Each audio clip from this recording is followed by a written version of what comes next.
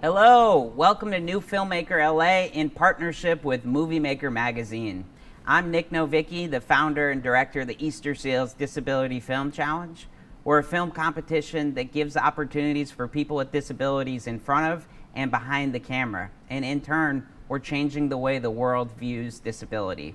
I'm so excited that we have Natalie Trevonne from Nene 2 Bomb here with us today. We're going to be talking to her, but first let's see a clip. Gucci and Versace, sold out shows at arenas, and 3 platinum records. She's just getting started. So who is this young starlet currently being referred to as the princess of hip hop? She's none other than Nene 2 Bomb. What's up, Nene Nation? Thank you for all y'all love and support. I'm so excited. Thank you for going out and copping that. That's my man. And I want to give y'all a little sneak peek of my new song coming up, so stay tuned. Hello, Natalie. Hey, Nick.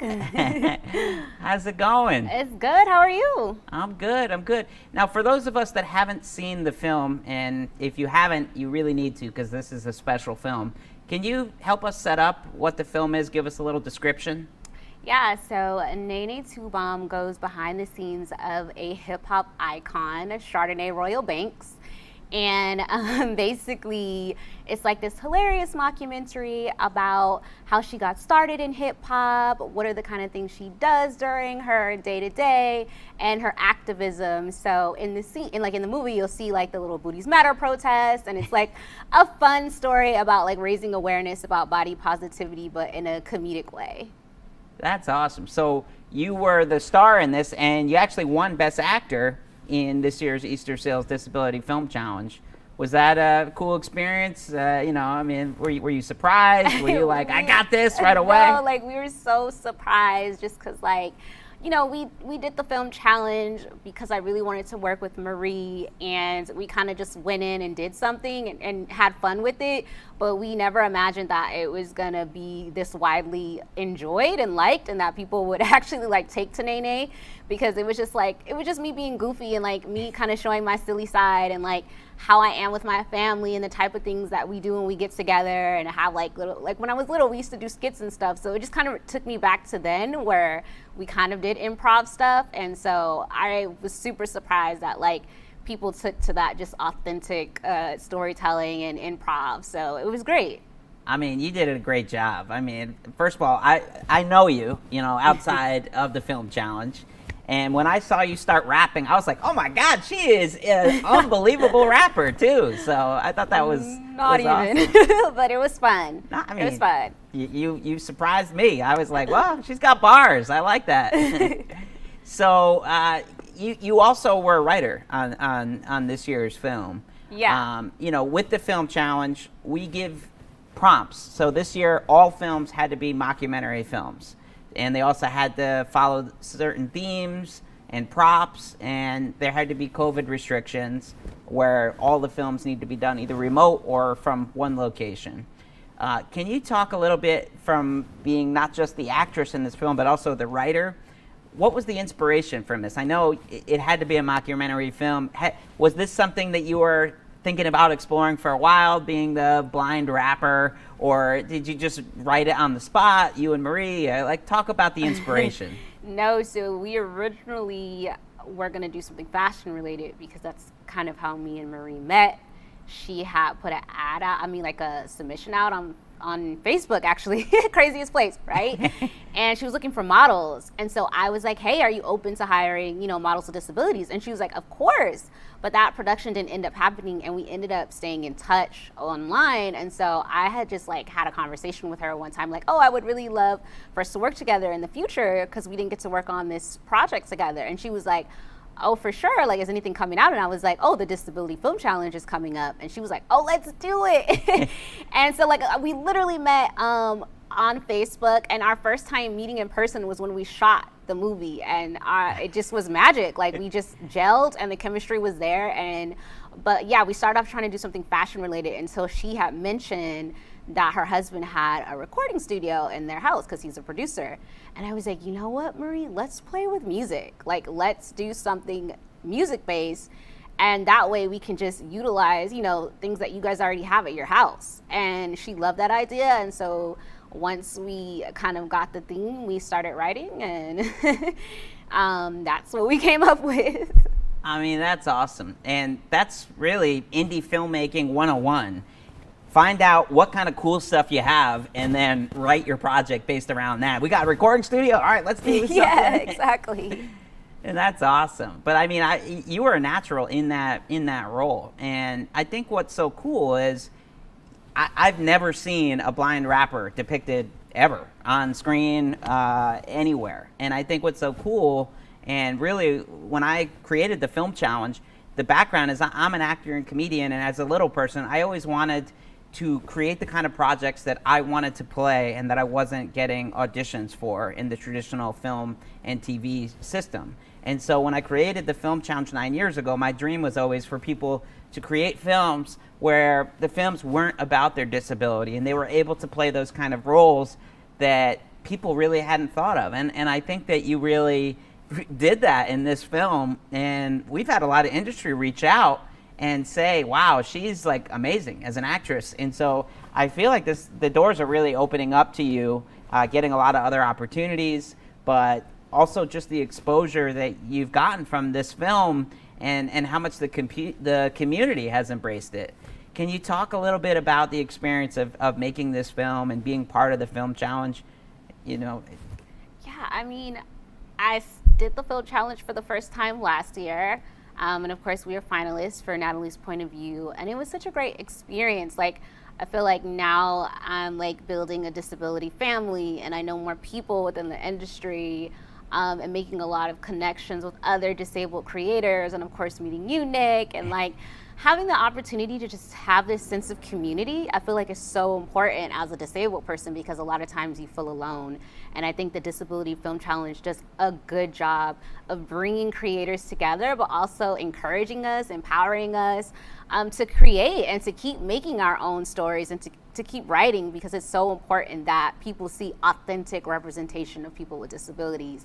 And that's what I love about Nene 2 Bomb as well. I was like, well, the only person I know in music in general is Stevie Wonder and Ray Charles, and I was like, I don't play the piano. I'm like, and but I want to dance too. Like, I want to dance and sing, and and so I was like, I want to be on stage too, doing full choreography, but giving a full performance as a blind person. And I was like, I've never seen that before. And so I was like, why don't we just start, a little smaller with this, hip hop icon, and see where it goes and see if people embrace it. And so I'm so happy and grateful that I stumbled upon the Disability Film Challenge last year, and that it's just been such a crazy ride, but a good one.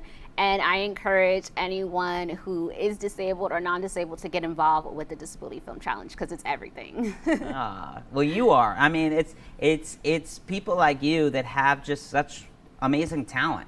And, I think what's so cool about your film, specifically with Nene 2 Bomb, is it's really not about you being blind at all. I mean, that's just another layer to within it. It's about you being this hip-hop artist, and you're kind of in this world, and you're a little bit of a diva, if I can, Yeah. And you're coming in and you're sort of taking over the show, and I think that's so cool when you can just let the talent speak for itself and not really make it about the disability, because I think that's an important next step forward in the inclusion movement, is when we're able to do projects that just doesn't really focus entirely on our disability. For me, being a little person, I'm married to a little person. We never talk about being little people. We're not sitting on the couch like, hey, we're little, we can't read stuff. And we're like, mad about what we watch without each other. So I think it's when we're able to kind of find collaborators like you and Maria, that you guys have that ability to gel together. I just see so many amazing things coming in the future for you guys. Yeah, we're super excited. We're already working on a few other scripts about different types of characters, because I like that you bring out, that you bring up that we don't get to play different types of characters. Usually when I get a breakdown, it's like blind woman with dark sunglasses and a dog, and I'm like, that's not a character. That's like, that's like somebody's lived experience.